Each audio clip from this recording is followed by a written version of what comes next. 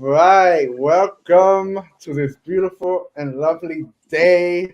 We have Jennifer up in the house. What's up, Jennifer? Yeah. Hey, how's it going?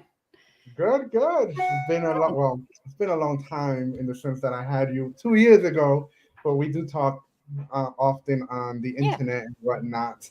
But I have not been on. So for those that are watching, sorry, you have not seen me in a long time, especially after my wife gave birth to my son. He's just been busy. So I haven't done interviews or videos, this and that. But this is the perfect timing to have Jennifer back because she has written her second book, right? I don't have the clap. Yeah. Like, woo! Right? So I'm excited. And I was actually privileged. So I thank you for asking me to write, some words of recommendation that is on your book as well, which I'll show in a few. Yeah. Um, but I'm happy for you. I know it's a long journey from what you've been talking about, going through. But before we even go there, how are you doing? I'm doing good. I can't complain. I can't complain. It was a little cold here today, though. I will complain about the Because weather, we had a Missouri. cold front today too. It was like in the morning, it was like 60 degrees.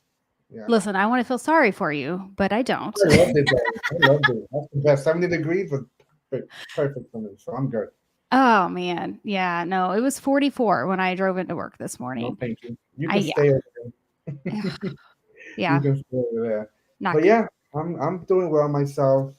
As you know, everybody knows now. I'm having a second baby. I'm so happy. Yay. That's so exciting. I don't know if it's a girl or boy, and it's funny because I posted on Facebook the other day. I'm like, I'm praying to God that it's twins. But while I'm saying that, I think I don't know what I'm talking about. Oh, no, that would be awful. And to be exact, identical twins. Okay. I yeah, see, before the birth of my first kid, now she's 21, okay, so I'm old. But Jeremy and I both thought we wanted twins because we're like, okay, one pregnancy and done. We don't have to deal with this anymore. Like one shot, we're good. But then after we had her, then we're like, oh my gosh, thank God we did not have twins because we would have died. God knew. He knew we were not prepared for the one. Right, right, right. But do you That's, want a girl or a boy? I want a girl. I You wanted want a girl to begin with, gotcha. but definitely I want a girl now because I have a boy. Yeah. When my Yeah, son was born, so we had a girl first and then we had my son. yeah. And when we found out it was a boy, my husband was like a little disappointed because he wanted a girl. Mm, I was like, right. okay. Yeah. But Yep. his logic at that point was, I already know how to be a girl dad because I already have one. So he's Mm, like, I don't know how to be a boy dad. I'm like, but you're a boy. I don't understand. I know, I know, I know. That's awesome. That's awesome. But we can just get into it. You did write a book a few years ago called Free From Legalism to Grace, Breaking Out of the United Pentecostal Church. Can you just give me a synopsis of that book for those that, never heard of it? Yeah. So basically that book was just a memoir of my life. Growing up in a legalistic religion and how we left. It kind of went from my childhood up until probably I think 2 years after we had left the church. Just basically told my story as a woman coming out of I hate to say a cultish church environment, but it was. Hmm. So all the fun stuff that goes along with that. That's what my first book was about. Right, and it's funny because I don't remember exactly, but I did mention it in the first time I had you on my channel, how I found you. It was just me reading articles about spiritual abuse and something, and then for some reason, I don't know how your book came out of nowhere, and I saw it on Amazon, but it was on Kindle, so I'm like, I'm just gonna buy it on Kindle, and and I read it, and I'm like, bro, I need to reach out to this woman. I need to see she's on Facebook, and I Oh, found you. Of course, you had a different name because you were trying to trick people. No, I'm just kidding. But you had a different name.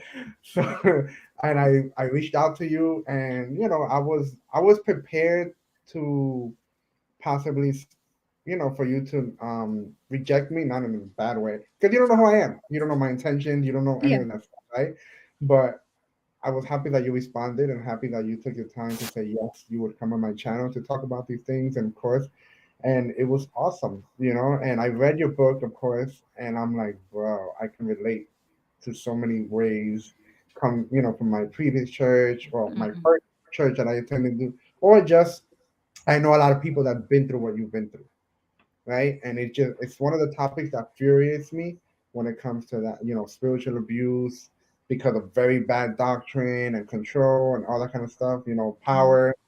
It's a lot. We can go hours and talk about, and I'm sure you have more stories because you experienced it more than I have. So how long were you in that specific church or denomination? 25 years, give or take a few. Yeah. So I was 8 when we got in.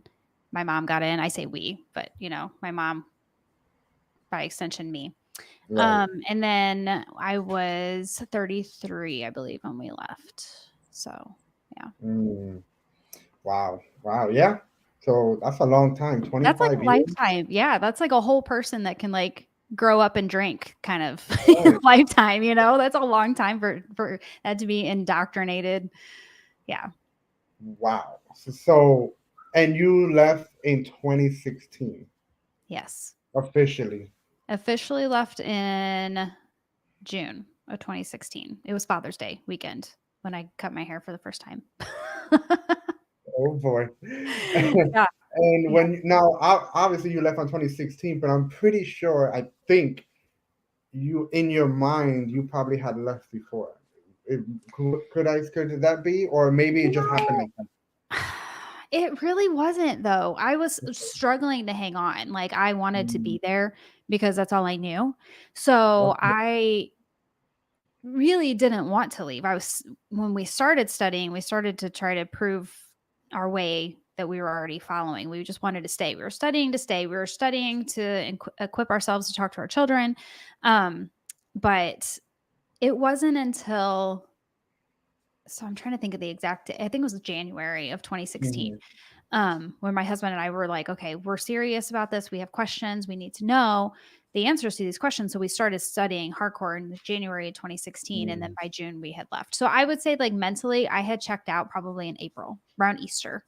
Um, because at that point, I like the doctrine was untangling and unraveling before my eyes. And I was like, I don't know what to do with this.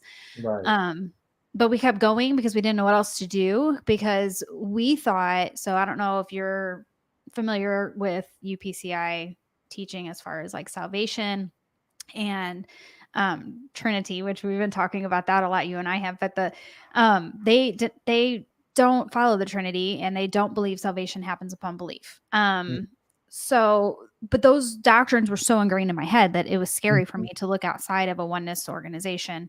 Right.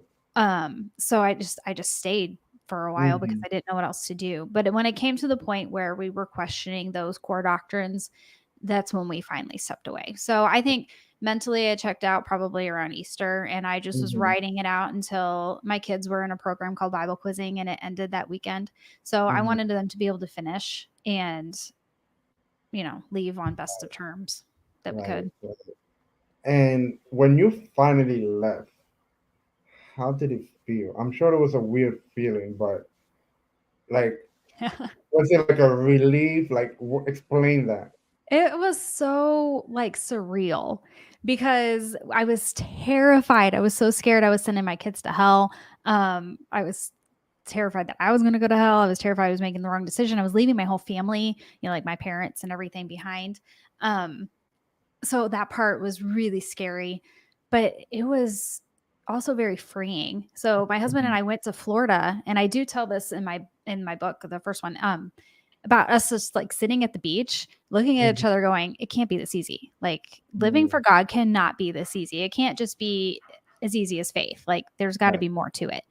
Right. And then it just waves of gratitude would wash Mhm. over me because I'm like, well, thank you, God, for Mhm. making it that easy. Like, thank you for the cross. Thank you for all of the sacrifice that went into Jesus dying on the cross so that I can live this free Right.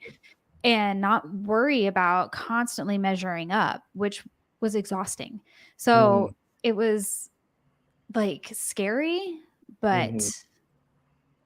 very peaceful at the same time, if that makes any sense. It kind of Right. doesn't, but that's what it felt like. Yeah. All right. All right.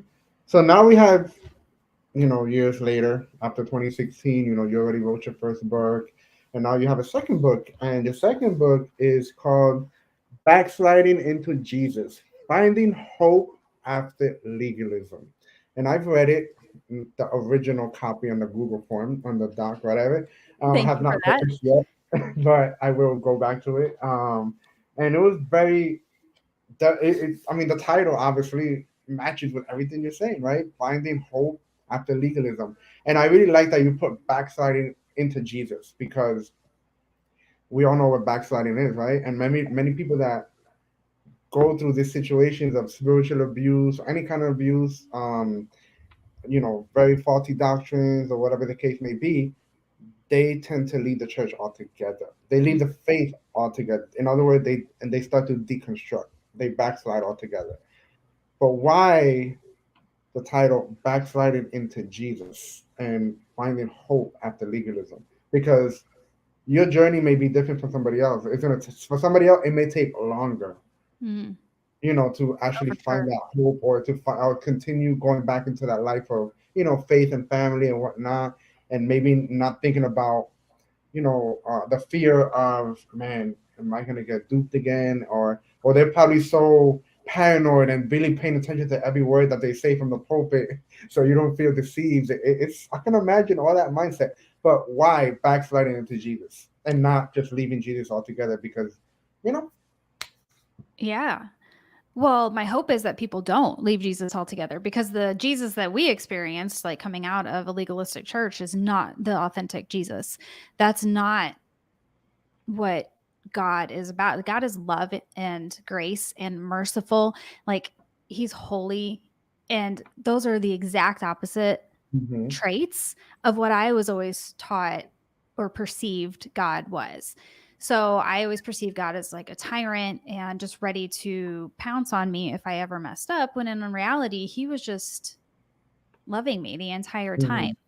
hmm And it wasn't him putting all these pressures on me, it was the church.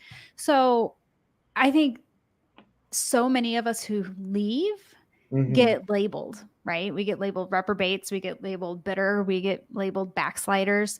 Um, but a friend of mine, he has a blog. His name's Ralph Berkeley. He has a blog called divide the word blog, I think is what it's called. Anyway, he has a few videos too, I believe. But he made that statement. He actually has a blog named that.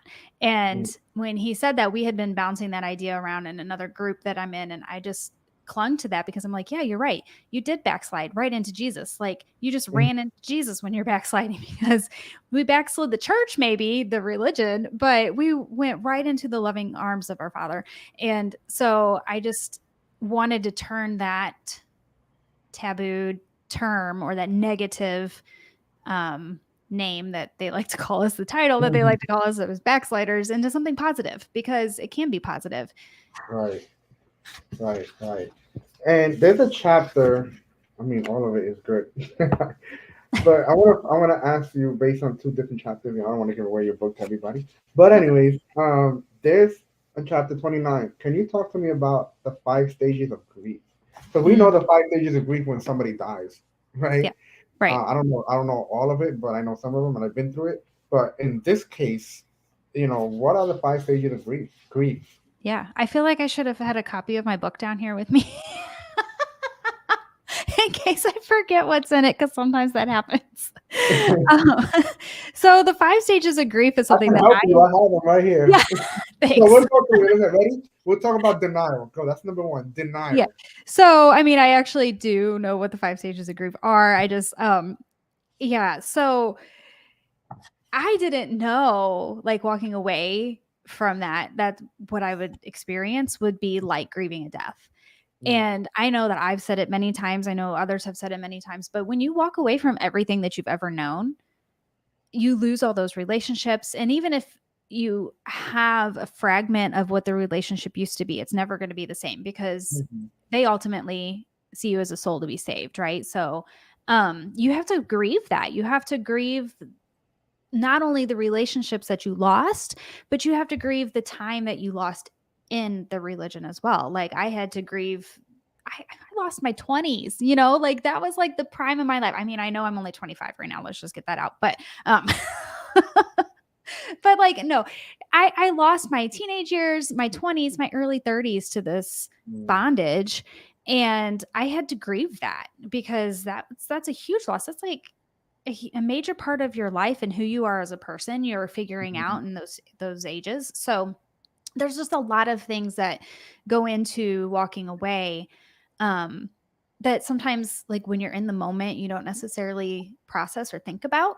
But Right. yeah, denial, that's I know a lot of people that are like, well, it wasn't that bad, it didn't really affect me that much, or whatever. And it may not have, but if you were in a situation where you were told what you can and cannot do Mhm. 24/7, then it's going to affect you. Right. So that's one. One, And I will I say, will like, say that they they, don't necessarily go in order either. So just because you've experienced the one doesn't mean you can't go back and Right. experience it again, or whatever. But anger is a huge one. There's a lot of people that really are angry, and they have every right to be. You have every right to be angry because you've lost your life. Like you lost years of your life. You may have lost family members or friends in the religion. Mhm. It doesn't feel good to feel like you've been duped, right? So that can make you super angry too. Um, Mhm. so bargaining, depression, like acceptance, those are the other three. Depression is huge. I know loneliness is real Mhm. and can make you very, very sad. Like if you've never lost like all of the friends that you've ever known, then it's overwhelming.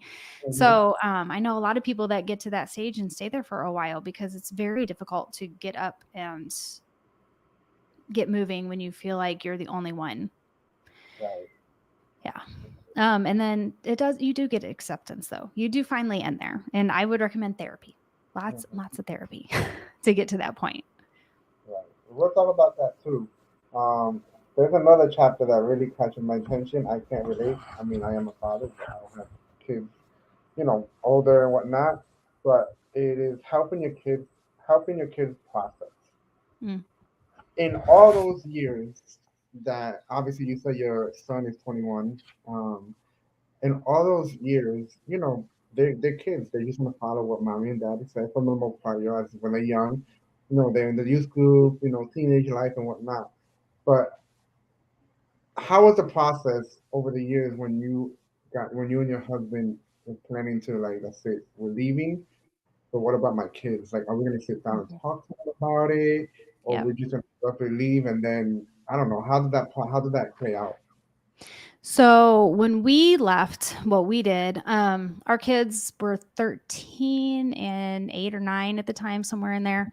Um, so my daughter is older, and she was already a teenager by that point. So, um, number one, we certainly didn't make her do anything. We did not make her cut her hair. We did not make her wear pants. Like it was not, we weren't like, she had, and I say that because she was accused at that time of Mm, somebody from her old youth group was saying, what, did your parents hold a gun to your head or something? Like, so it was kid stuff, but it still hurt her feelings. But I will say we never ever forced any of that on her. mm, What we did do was made a Bible study the best that we could, age appropriate, mhm, um, and basically broke down all the things that we had studied out. And we were driving to Florida, like the week that we left. It just so happened we were going on vacation, so it worked out great. My kids were like trapped in the car with us for 15 mhm, hours. So we had a great opportunity to have a good family discussion about it. So when we told them we were leaving, we were in the car for an extended period of time, and I let them process. I told them, hey, we're going to be leaving our church, which to them was everything. The grandparents went there, their aunts and uncles, like it was a lot. And so we told them that. I kind of let them process. And then I had a Bible study with me in hand, and I was like, mhm. these are the reasons why. Right. Um, they obviously at the time couldn't really wrap their head around it because like Jeremy and I had been studying, this for 6 months ahead of time. So we were prepared. They were like, they had no idea. It took them a while to process that. It took them a while to grieve. And just like I had to go through grieving process, like both of my kids did too.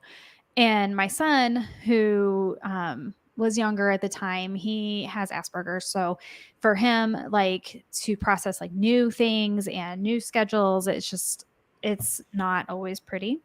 Yeah. Um, so I was prepared as best I could to try to walk him through that because, we're going to be in a new place with new people, new Sunday Hmm. school classes, new routines. So I tried to make the best I could, like put things in writing and just like, Hmm. this is what we're doing kind of step by step. And like I said, we were going out of town. So it did give us a couple weeks for them to process because we were on vacation, I think for a week, like two weeks, I Right. think, total. So it did give them time to process before we came back to reality and stepped into our new church. And luckily, I feel very blessed in the fact that we did find a good, healthy church right off the bat to just Hmm. transition to. So I know that doesn't always happen for people. And honestly, I probably wouldn't even recommend doing that because you need time to heal, and you need to figure out exactly what you believe. But luckily for us, it worked out.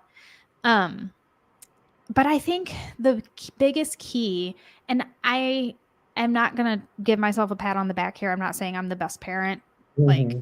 but I will say, like, my kids are good kids, and I'm not just saying that because they're my kids, but like, my daughter just turned 21. Wow, you're the crazy lady. I'm I just kidding. I'm so old, but it's fine. She just turned 21 and she's going to college for theology, Mhm. and a degree in Christian ministry. So my son, he's 16, almost 17. He is also leading small groups at church and getting involved in like the middle school ministries and things like Mhm. that. So like they genuinely have a relationship with Christ at this point in their lives. They genuinely are walking with God. And I think the key to that was open and honest discussions with them. Like anytime they had any doubts, anytime they had any questions, anytime that I had any doubts or questions, like my kids were in that conversation.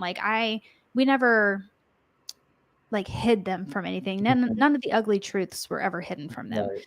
So I don't know if that's always a good thing necessarily, but they saw the bad things that happened when we left. They experienced them personally. They Mhm. had questions about them. They had to process those things. They both had to go to therapy, Right. but I think the key to their success Mhm. was for my husband and I to have very open and honest conversations about the hard stuff. And we still will have conversations about theology on the daily at my house. Mhm. Like, like what, hey, I read this verse today. What do you think about that? And we encourage them to be um, you know, involved in those conversations. We don't exclude them at all from any of that. So I think that was was just a good thing for them. I Mhm. think that was the key. Just hearing them out, realizing that they're going to experience it, and then making an open and honest track for conversation. Makes sense. That makes sense. And how was your husband support? Obviously, you both were in the same church, but how was your husband's support towards you? Support what How was he like supportive of you, of me? and especially when I guess there was days that you were just you dealing with the grief or in denial or upset. Like how what are ways that he was there for you? Oh man, my husband is my rock. Like I say that all the time, but like it's so true. I'm crazy. And I always have highs and lows. It's just who I am as a person. Have ADHD, and it's just I'm just always all over the place. But he's never like that. He's always just like very okay. First, his advice is always do not get involved. So Mm. that's what he always says. Just don't get involved. So Yeah. if I would listen to him more often, I probably wouldn't be as crazy. But um, anyways, I'm sorry. My dogs are gonna act like psychos because I think my kid's here. So sorry. But anyway, no, he took initiative Hmm. when we left to be the leader. He did. He took initiative to start family prayer circles. He took Hmm. initiative to always um, like lend a listening ear and just be understanding and back me no matter what. So, even now, like obviously I get haters Mm, occasionally. And someone was said something really ignorant to me on Facebook not that long ago. Oh, they called me lady. Like, mhm. arguing with me. He's like, lady, listen, and he was whatever. I don't care. But Yeah. even then my husband was like, "Oh, I'm going to get on there and say something to him." I'm like, "Who cares? We don't even know who this dude is." But that's how he is. He's my protector. He's my rock. He's definitely going to stand up for me no matter what. Hmm. But I think he just took his role very seriously and was a good leader for our family. As it should be, right? Especially in this generation, we need more I got men. lucky on that one too. He's a good guy.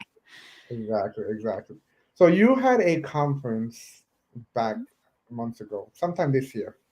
Um, can you tell us about it? What was the name Yeah. of it, and what was, the purpose of it, and all that kind of stuff? Yeah. So we had a conference in July and it was called Call to Freedom. Mm. Um, out of Galatians chapter 5:13. I have a I have a picture on my wall. Galatians 5:13. So yeah, what it was Natalie Edmondson, she runs Berean Holiness. She co-hosted with me. Mm-hmm. And we collaborated with the host of the podcast Cultish. I don't know if you're familiar with them or not, but they were our main speakers. But we also had a bunch of other like topics. I'm trying like it wasn't like a conference, like you're sitting there Mm-hmm. like a conference. It was more focused on community Mm-hmm. and making that community and connections for people. So we had tables set up for small groups. Okay. And so, yeah, so there was a lot of discussion among the attendees. So it was basically for anybody who left any kind of legalistic Mm-hmm. religion. So we had UPC, of course, was represented, CHM, which is like the Conservative Holiness Movement, and Mm-hmm. also the Trinitarian Pentecostal Holiness. Amish, we had Amish that were represented, Wow. Branhamites that were there. So we had a bunch of people from a bunch of different organizations. So it was very interesting Mm-hmm. um, to hear everyone's stories. But we presented the gospel to them is essentially what we did. Jeremiah actually went through the 5 stages of grief and what happens Mm-hmm. when you leave your church. And he also gave some red flags to look for in unhealthy churches. So you know how to find a good one when you leave. Right. Um, and Andrew gave an amazing message about the gospel and Mm-hmm. the authentic gospel. And it was just so beautiful to watch because in that specific group of people, like you could tell a lot of them, it had never been presented like that before without all the red tape, without all of the works being involved. It was pure Jesus and it was Mm-hmm. amazing. Um, we did have a couple panel discussions about spiritual abuse and what that looks like. A panel discussion about walking in freedom. So we had Naomi Wright there from the ministry Be Emboldened. She was there. Um, who else was there? I'm trying to think. Leo Lessie, he's got a Mm-hmm. YouTube channel called Keeping It in Context. He was there. He was one of our panelists as well. And then we had several people that gave like their stories. So it was an amazing time. It was very encouraging. Everyone there was like just they're so gracious. Just their Mm-hmm. spirits were just so beautiful. So I'm really, really blessed that I got to see that like Right. firsthand and experience it firsthand. I don't know if that'll be something I will ever do in the future because it was a lot. It Um, is a lot of work. It's a lot of it work. was a lot of work. Yeah, it was worth it, 100% worth it. But I work a full time job. Like this is not what I do as a Mm-hmm. career. So, it was just really difficult to put that much time and effort into that. Um, while I was actually still like living life and trying to publish a book and have 2 kids and still living at home. Yeah. And it was a lot. So I would like to say that I would do it again, but I probably will not. I'm hoping Natalie will at some point. I know she's going to take a year off to like Mm-hmm. start her to kind of boot up her non for profit that she's doing at Berean. But I think that is in her plans to do Right, another one at some point. right. Yeah, Awesome, awesome. it was a really cool I want to experience. talk about. Say it again. It was a really cool experience. Cool, cool. I want to talk about therapy. So you did mention therapy. Mhm. Um, I'm assuming you went to therapy, or are you, or maybe you're still going through therapy. I don't know. But can you tell us about that and that process, and Yeah, how did it help you up to where you are now in your mental, emotional, spiritual mindset? yeah, it was life changing. That was what was life changing for me. I mean, obviously, walking away from the UPCI was life changing, but this actually made it to where I can enjoy it. Right. So, Mhm. I was having a lot of triggers after we left. Um, like I said before, that you have to go through that grieving process. It's like losing a loved one, it was like grieving a death. And so in that process, I also had other things from my life. But a lot of it stemmed from the church in some way or the other. So Mhm. I was at work one day and had a panic attack. And I knew at that point, I was like, I can't keep living like this because it was over something so trivial and stupid, Mhm. that I was like, "Okay, I need help." And then I know I even said in my in the book that I just released that I was talking about, we were at Disney a couple years ago, and I had a panic attack at Disney, like, in a line In queue. Disney, Yes, I know, it's, like, supposed to be the most magical, happiest place on earth, I right? know. And it was because of a dream that I used to have when I was a kid, but anyways, but because I had went to therapy, I knew how to calm myself down. Mhm. So, luckily, like, because I couldn't leave the line, right? Because there's, like, a Right. million people around you. So, luckily, like, I was able to talk myself off the ledge a little and calm myself down, and I got through it. But I do thank my therapist for that 100%. Um, but she recommended EMDR therapy, which Mhm. is really intense therapy for people who suffer from, like, PTSD and things like that, and Mhm. trauma. And I know it sounds really crazy. You're like, "Oh, PTSD from church?" I mean, come on, really? But Only it's a people need. thing. It's a thing. So, she recommended me doing that, and it was life-changing for me. I It was hard. I won't sit here and say that I liked it. It was not pleasant. It was awful. Um, but if you're not familiar with that at all, I would definitely recommend researching it if you're having, like, panic attacks or trigger moments. If somebody says like, I was at the point where, like, someone would say the word truth, Mhm. and that was one of my triggers. Like, it would make my heart stop, and, like, physical reaction to my body, just like cold Wow. sweat and just Mhm. like kind of a moment, because they use that so much against us, right? So truth and things like, I don't even know now, just random words though, um, would kind of cause me to do that. And Mhm. so, or if I saw somebody I used to know out in public, that would always send me over the edge. Yeah. So, luckily, I had a good therapist that specialized in spiritual abuse, and I know that's really difficult to find. But we do have one in our area. Actually, she just moved, but but we do have there's actually a practice of them near my house. So Okay. it was really good that I got to go to her. And yeah, so she recommended EMDR. I did that for I probably saw her for a year and a half or 2 Mhm. years. And I still talk to her Mhm. on occasion. Yeah. So, she has my number saved in her phone.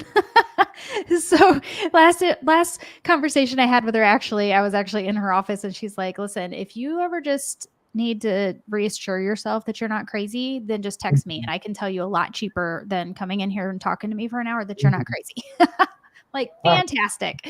She's awesome. But, yeah, no, I always recommend people to get a therapist, like, because I don't know how I would have made it through without her. I honestly don't. Like, I don't know how I would have functioned. right. Right. That's tough. That's tough. I want to talk about identity. Mm, Identity is a big deal. It's a big thing for everybody, whether they're in church or not. Everybody trying to find their identity. People do things because I don't know, they just had a rough life and they're trying to pretend like they're this person or that person, but it's not really who they are. But you being in that specific denomination or church for 25 years, that was your identity pretty much, Mhm. and coming out of it, like what now? Is you feel like your identity is just snatched away, Yeah. but what now? Like how do Yeah. you find true identity after 25 years in a place like that? Yeah. And obviously we all know the correct answer, the textbook answer. Yeah, our identity is in Christ, It but is. many people don't experience that identity in Christ. The thing is, like, it sounds cliche, but it's so true. So, like, until I figured that out, I was lost. Like, because we had AJ and Eileen Meals on our channel, because we have a YouTube channel, and we had some friends of ours, and they actually have a really interesting story. He had left the Mhm, organization years before she finally did, and she just left not that long ago, but she was just telling her story, and she's like, mhm. that was my identity. And she's like, now I'm at the place where I'm like, who am I? What am I without this? Right. And it's so true, especially I know I harp on the men not having as much. I mean, but like, women were walking billboards for the UPC, right? Because like, if you walk into Walmart and you see a UPC woman, you're gonna 100% go, "Oh, that's a UPC woman," right? Because she's got the long hair or the bun and the long skirt. You see a Mhm. UPC dude out in public, you're gonna have no idea because he's Right. gonna blend in. There's just Mhm, not as much for the guys. I'm not saying they didn't have it hard, but I mhm, mean, so you get used to people staring at you, and you mhm. get used to that kind of attention. Yeah. Um, and so there's a couple things, like, a couple places I could go with this, and as far as that goes, because you want that attention when you're in, because that is your identity, and you want people to recognize that you're apostolic, right? So if somebody's looking at you, you're like, oh yeah, cool, look at me, I'm apostolic. And when you don't have that anymore, one, I was always paranoid people were staring at me for other reasons. Mhm. Um, which, come to find out, like, once you're actually out, no one cares what you're wearing except for the Pentecostal people. Like, no one Yeah. cares. So, no one's paying attention. Um, but when you don't have that, hey, look at me, I'm an apostolic anymore, what do you have? Right. Well, then you're going to follow what Christ actually says when he talks about they're going to know you from your fruit, like your love and how you treat other people, right? That's Mhm. how people are going to know you're a Christian, not because you're wearing a skirt and you have long hair. So, getting through that identity crisis was a lot to untangle because, if, like Eileen said, if I'm not this, what am I? Mhm. Like, who am I? Right. And you have to learn to find your own, like, as a woman, you have to find your own style. You have to figure that out. Like, I can't even tell you how many times I've been in a store just completely overwhelmed because I'm like, I can buy whatever I want. I don't know how to do that. I don't know how to buy clothes. Like, what do I Mhm. even want? What do I like? I have no idea. So I think that takes a couple years to work through.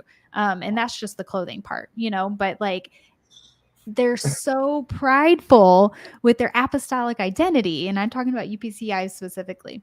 Um, they actually teach it, right? They have t-shirts. It's a whole movement, that your apostolic identity. And once you walk away from that, you kind of feel like an island, right? Like, Mhm. if I'm not apostolic, then what am I? And I had to come up with, you know what? I'm a Christian. Right. And why would I want to be called apostolic and be called like the apostles when I could be called like Christ, right? Like, Mhm. Mhm. I would much rather be called like Christ than like an apostle. So I guess I had to redirect myself. I had to relearn or learn, because good God, I was 8 when I got in, right? So I didn't know. I Right. had to learn how to buy clothes. I had to learn how to cut my hair and like what hairstyle I would look good in or like. And makeup, Mm. that's really hard. That's really hard to learn when you're 30 something years old. And then, just finding my identity in Christ. And that's what I had to focus on. I had to focus on learning how to love people like Christ loves Mhm. people. I didn't do that before. I Yes. relied on my outward appearance to tell people who I was. But Mhm. when I was stripped of that, I had to actually learn how to be a Christian and how to love on people and how to follow Christ. And that is where my shift came. I don't Right. know if that made sense, but Yeah, yeah, that makes sense. So I read this quote or words that somebody that you follow on page, the little encourager on Instagram. oh, And he wrote something. I'm like, man, and this applies for anybody or any denomination. Obviously, it's not every person that's in that specific church, but he says, or the person said, to all the holiness denominations, including apostolics, Jehovah's Witnesses, and Mormons, and any others, your holiness standards and what you cut out to not matter if you are choosing these things. You don't own a TV or even watch TV, but you gossip about your friend. You are covered head to toe, but you're fornicating and watching porn. You sing on the worship team, but go home and cuss like a sailor. You your skirt is to your knees, but when you sit down, everyone can see in between your legs. Man, yep, nailed it right there. that is, and that again, that goes with any denomination, Yeah. right? Because there are people who think they got it all together. They go so hard in something they're against, but then again they're behind closed doors doing this, doing that, and nobody knows anything about it until God exposes your sin in the light, right? Mhm. So it's a lot. It's a lot. People. That's why I always tell people, especially for those who are struggling in churches, going through spiritual abuse or whatever. And I know this is easier said than done, but that's why your eyes have to be on Christ, not on man, Not on people, right. not on people. I don't care if the pastor is the most theological sound or the most nicest person on earth. Mhm. He is still a man. He Right. can do all of that, and tomorrow he can fall. That's right. Because yeah, humans are sinful creatures. We just are naturally. Um, Terry Virgo one time said something in a message about grace. I don't know if you've ever read his book about grace, but it's Mm-hmm. amazing. Anyways, but he was talking about his kids, and he's like he lives in England. He has got a really thick England English accent, and it's so fun Mm-hmm. to listen to him. Anyways, but he said something like, when my kids were little, I never had to teach them how to be naughty. They already knew. Like I didn't have to teach them that. I had to teach them how to be good. Exactly. My And so pastor actually said that on Sunday. Yeah. yeah, so, when you think about it in that aspect, I think too many times we put people, our pastors or whoever we see in leadership, whoever we respect, it's okay to Mm-hmm. respect those people, but Yeah. it's a completely different thing to put them on a pedestal. Mm-hmm. When we forget that they are human and they do have flaws, and, God saved them through grace just like he saved us. So Right. there's no reason you can respect what they're saying, and you can, Mm-hmm. they obviously are more knowledgeable on things and learn from them, but there's a danger in putting someone like that on a pedestal, I think. Mm-hmm. Which Right. a lot of the cultist churches, they have pastor worship, like hardcore. It's a thing.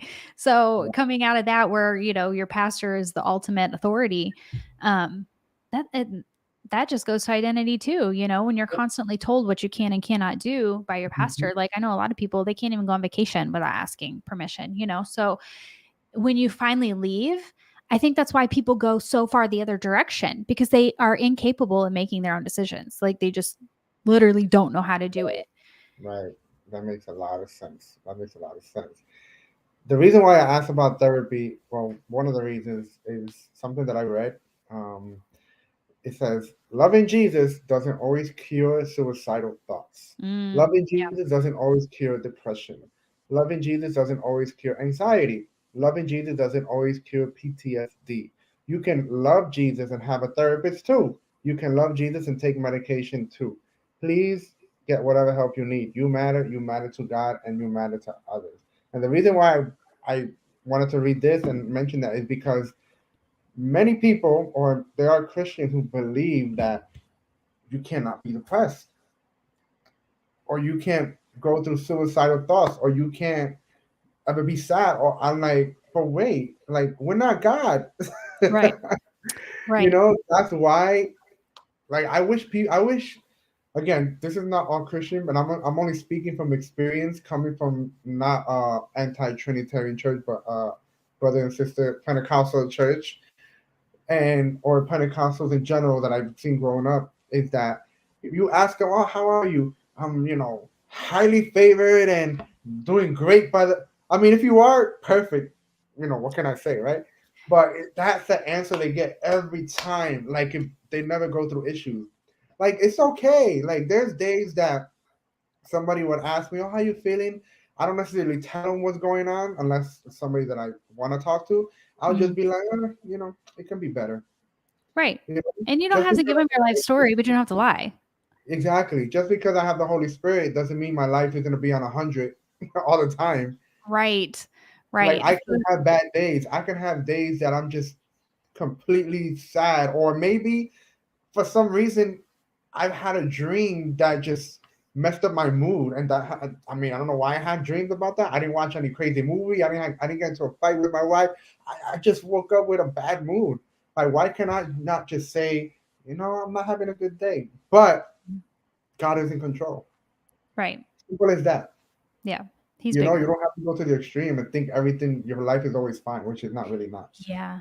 At the last church, well, one of the churches that we left, one of the UPC churches that we left, it was a thing. If someone shook your hand, you're supposed to say, like, how are you doing? Incredible. You have to say Mhm. incredible, right? And anything less than that was like, oh, well, what's wrong with you?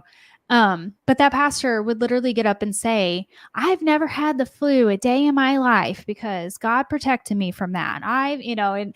And I'm like, yes, you have. I literally watched his wife throw up in the sanctuary and during the middle of service one time. Like, you've been sick. Right. So, like, don't stand up there and say that. But it's Mhm. almost like considered a weakness or a flaw Mhm. if there's anything wrong with you. And um therapy and counseling is super imperative when you're going through anything traumatic, and leaving a church is traumatic. But even Mhm. if you don't go through anything traumatic, there's just sometimes that you go through something. It can be something mundane. I work with a bunch of therapists now, and I love my job, and people, like, there's no shame in calling your therapist and being like, listen, I'm just having not a good day, like, I don't know what's going on, can you just talk me through it, and that's okay too. um, Mhm.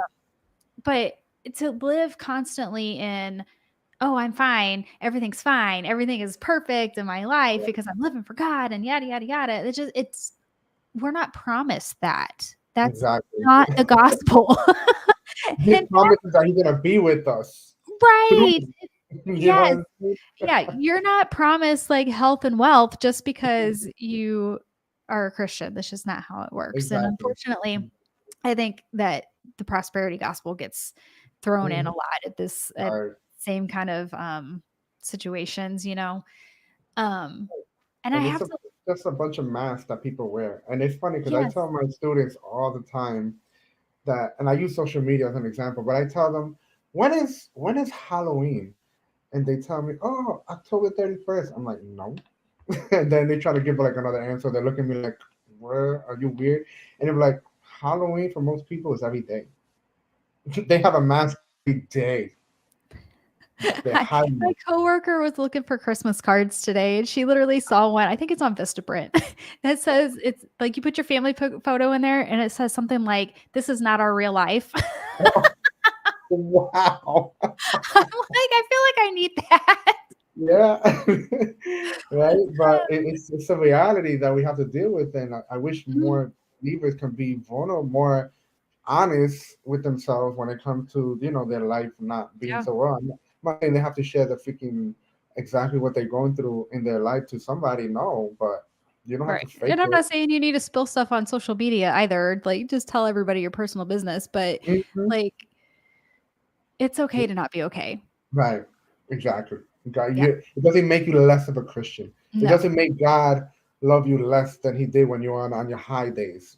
Right. I You mean, good know? grief, even Paul was like, "God, just take this thorn from me," like, so obviously he was going through things, Right. Right. and he Right. wrote most of the New Testament, so, like, it's Exactly. okay to not be okay. Exactly. Exactly. So I wanted to getting close to the end. Um. So I want to do this. I'm going to share one of my most bizarre legalistic moments that I've had. Okay. And then you're gonna share one or two. Ooh, Um, okay. For me, it's gonna be two of them, and I think I shared this one with you. This one, I was maybe 2 years in Christ. This was my first church ever, and the women had gone to a retreat that weekend out of the town. So the guys, they were just, setting up the church and making it look nice, for the celebration that they come back. So that Sunday, we're getting ready to go to church for service, and it's not no regular service day. It's more celebration and of course testimony. Then they'll share some words, whatever. But I'm new, still new in the faith, whatnot. And I go to church with sneakers and some basketball shorts and a t-shirt. So we're worshiping, the music is going on. I'm sitting in the very front seat, like no shame, like I love God, I'm worshiping you. Now the Mhm. pastor was downstairs.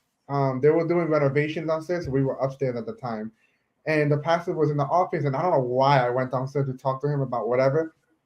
And this is a Spanish church. And I went into his office, and he looks at me, and everything's in Spanish. But my name over there is Manny. Nobody calls Okay. me Manny in Jersey. So he Okay. looks at me, and he was like, "But Manny, what do you think you're in the basketball court?" And then I, you know what? Go home. You should go home and change. And me not knowing better, I actually go home. I walk home. It's only 4 blocks away, but I walk home and I went to go change. That's And so as I'm walking out of the door, my best friend Carlos, shout out to the beer dad, Carlos, he comes in and he's wearing some beach slippers with some short khakis and a nice shirt. And I think the pastor said the same thing to him. Now I don't remember if he actually went home or not. I'm gonna text him later. I'm gonna ask him that. But the worst thing is that I was not a good friend because I didn't tell him anything. I just left. You didn't even give him a heads up or nothing? I just left, whatever. And I came back and I was wearing my long pants, whatever. So that was a very bizarre, legalistic moment I've experienced. The second one was, so over the years I had grown out my hair. I long hairs, and now a year later I understood why I was never in the pulpit anymore. Because I used to preach Oh. once a month, They youth didn't service. tell you? No, but I kind of caught it. I kind of caught it, and I'll tell you why. So, 2013, it was a hard year. I wanted to leave the church, but it was hard to leave. It took me a whole year to leave. I started there since late 2004, and I had a presence in that church. I was part of the leadership team, and even with the youth, I felt like family there. I felt, you know, Yeah. my sister-in-law, my nieces were there, all that kind of stuff. And I was never. I stopped going on the being on the pulpit for a while. I just never knew why. I just thought it was like, oh, maybe they have other people going on this and that. I just didn't come to my mind. And one day, when I finally wanted to speak to the pastor about me possibly leaving the church to go to another church, he asked me why and whatnot, and I told him. And at the end of the conversation, once we were done with that topic, this is what he said. He was like, "Oh, Manny, I see that you're growing your hair, and I know that you're doing it with good intention because you are trying to donate it, which that's why I was growing it at that time, and that's you have a good heart. But I also want to ask you, what does the Bible say, and Paul says in Corinthians about men with long hair?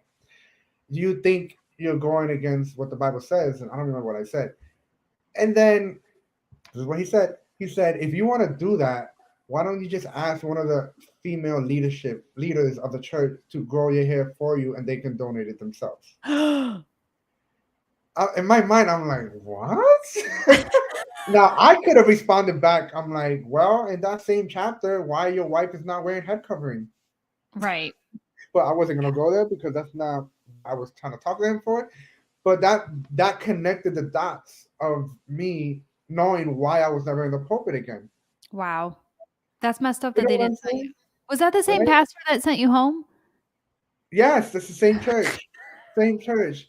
And then years Okay. later, same thing with the dressing. At least years later, the year before I was leaving, we were having an evangelistic event in the park, hot summer day, Saturday, and we all go to the church first to pray and then pick up materials, mics, and all that kind of stuff. And I'm wearing shorts with a nice shirt. I'm gonna be outside, Yeah. and the pastor's wife. she pretty much told me the same thing, like to go home and change. But not this time. Not this time. And I did feel weird because I know people were, looking at me, and I was part of the leadership team. That I'm like, and my mom like, "Are you serious?" I'm like, "This is not gonna happen again." So I didn't change. I didn't go home. I went Good, straight to the park. You know, good. I mean, um, maybe that paved the way for other people, right? you know? So those were the few crazy moments, legalistic moments that I experienced. I want to hear something from you. Oh gosh, there's so It could many. be about with you or just what you've seen, Like, I can't even think of what would be the worst thing. or just something Um, that's just there was one time when I was kinda sassy. I was sassy as a teenager. I still am very sassy. I'm kinda mean, but it's fine. My husband always quotes from King of Queens, the show from King of Queens with Kevin James. Mhm. Kevin James says a line something like, "I'm fat and you're mean and no one likes us," and so he's, like, used that for our marriage motto. Wow. But anyways, so I was probably 15 at the time, and we had a drawer in the ladies' bathroom at the church Mhm. for safety pins. There was safety pins in the safety pin drawer, right? So anytime your clothing was not church appropriate, then you had to go in the bathroom Mhm. and do that, fix it. So I had this one. I don't remember if it was a skirt or a dress. I don't know, but the slit was at my knee. So Mhm. it was long, but the slit was like at my knee. So when Mhm. I walked, I guess it showed off too much of the back of my knee that the elder lady in the church that was like the safety band queen didn't like it.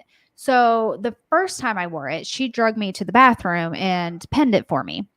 The second time I wore it, because I went home then and I told my mom, and my mom, I'll give her credit for this one. She stood up for me on this one because I was like, I don't understand why she made me pin it. Like, it's to my Mhm. knee, like, it's not like above my knee.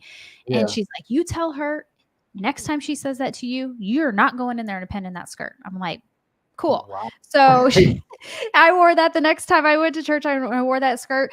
Here comes Sister So and so dragging me to the bathroom, like arm in hand. And I'm like, nope, I am not going in there because my mom said my skirt is fine. I am not pinning it.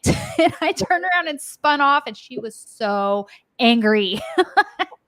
I'm like, hey, my I mom know. is my mom. You can't go I over mean, my I was a mom. little punk, so I'm sure it wasn't very nice how I said it, but I Yeah. was like, "No, I'm not doing that." But, Right.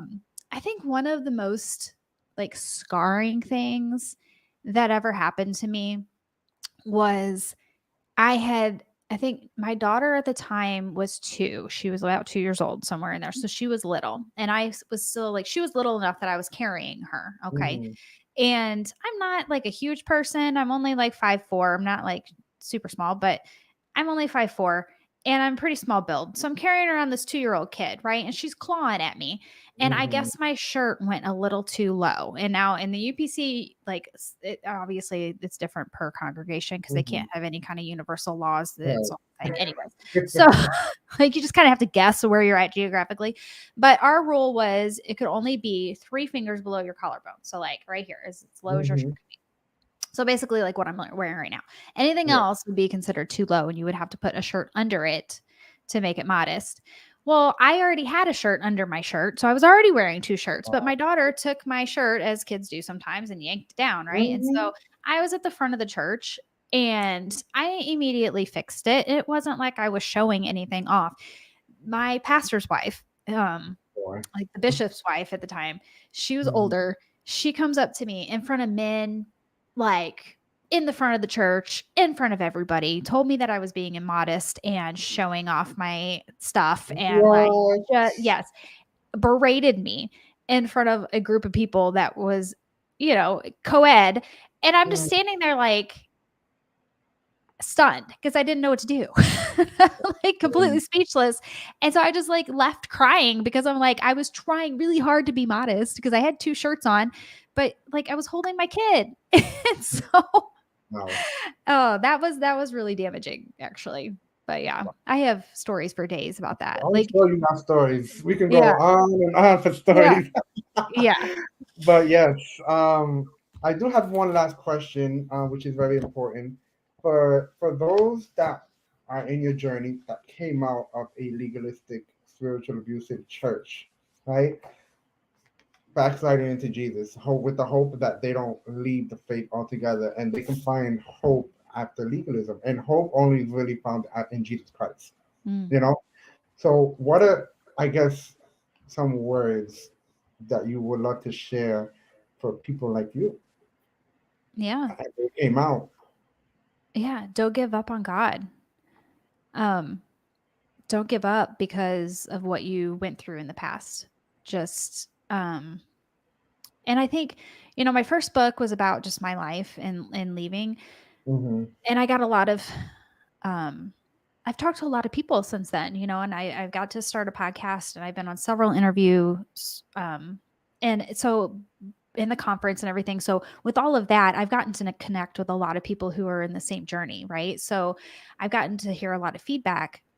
So that's why I started writing that book, because the backsliding into Jesus, my second book, because it's more of like what to expect Mm-hmm. instead of like going into it blindly. Like, okay, this is these are the things that you're going to expect if you're leaving a legalistic church. So I want you to be prepared. Mm-hmm. And that was like my whole purpose behind it, my whole heart behind it, because I felt like I was blindsided. I didn't know that it was going to be as difficult of a journey as it was. Um, Mm-hmm. not only with the community, like losing my community, but like we talked about, finding my identity in Christ and, you know, finding community again. And that's why I think things like Facebook groups are important. Messaging someone, like you can get into support groups, even like local support groups sometimes. So, Mm-hmm. my recommendation or my comment, I guess, for people who are walking that journey is one, you're not alone. And there are hundreds and thousands actually of people out there. Like I have sold thousands of copies of my book. And I say that to say, like, it's shocking how many people are going through the same thing. And it's eerily, like, their stories are eerily similar. And that's what's so Mm-hmm. crazy about it. So yeah, it's my story, but like so many people can relate because it's so similar. It doesn't even matter. It doesn't even have to be the UPCI. It could be, Right. you know, any kind of other legalistic denomination. So I guess find community. Don't give up on God. Keep searching. Like figure out what you believe and be Mm-hmm. strong in that. Um, but just I guess realize that God loves you, Mm. and just rest in the fact that you don't have to work so hard to earn it. Like he Right. already loves you and he knows you're going to mess up. It's built into the system. He's already factored that in. So there's no pressure. Like you Mm-hmm. don't have to continually run that hamster wheel of works all the time to measure up. You don't have to. So I guess that would be what I Awesome. would say. Yeah, that's really, really good, really good. But Jennifer, I appreciate your time. Happy that to have you again. I'm sure it'll probably be another day too, and talk more stuff. But I do want to share that if there's anybody that you would love to hand a book, let me know. I will buy it for them. You can just tell me who it is, and I'll cash app you the money, Venmo, whatever it is, how you receive money. And I would love for somebody to get the copy of this book under my watch. I'll Mm, buy for that. So just let me know that's very sweet. offline, you know. And for those that want it, you can find this book on Amazon, and her first book as well. I encourage you to read the first book first. I mean, it doesn't matter, but I would read the first book and then read the second book. I'm sure you have friends that been through it, or maybe you've been through it yourself. For those that are watching or post watch it, and like you said, don't give up. Find the community that really is in tune with the Lord and not abusive and whatnot. So with that being said, thank you again. I appreciate your vulnerability, for this journey, because you're not speaking for your own journey. You're speaking for many women and men as well that are afraid to speak up. So I give glory to God for you when it comes to that. Well, So with thank that you. being said, it is time to wrap it up and end it over here. And but definitely we'll continue talking offline. And Sounds Lord good. willing, we can see each other and your husband next year when you come back. Yeah. Miami. Yes, we will. And you can probably see the baby, or maybe the second one, depending, because I know she gives birth in May, so we'll see. Oh, well, we'll be there in August, so No, I yeah, know. It's I gonna would be a hope lot. she'll be good by Yeah, then. I know. But anyways, thank you a lot. I'm about to end it, guys. Take it easy. Have a good night. Thank you. And